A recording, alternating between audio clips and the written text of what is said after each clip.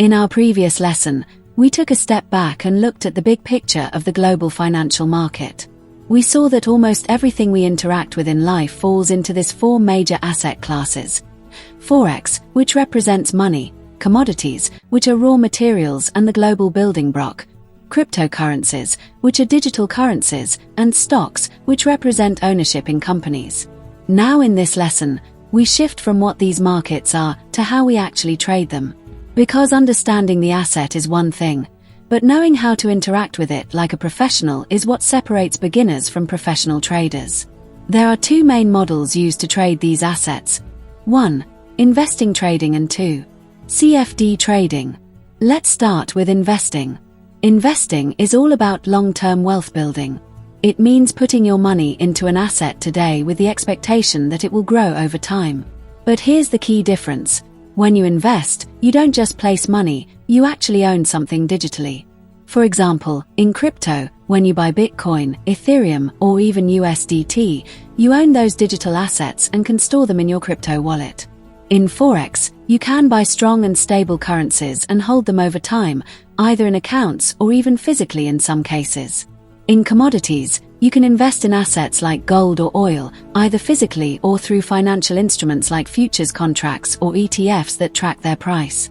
And in stocks, when you buy shares of a company, like buying 10 shares of Apple, you become a partial owner of that company where your shares are stored in CDS account, which works like a wallet.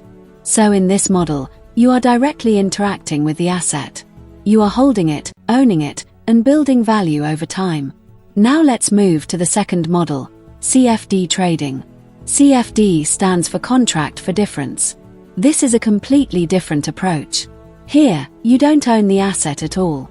Instead, you are simply speculating on its price movement. Think of it as betting on whether the price will go up or down, and your profit or loss depends on the difference between the entry and exit price.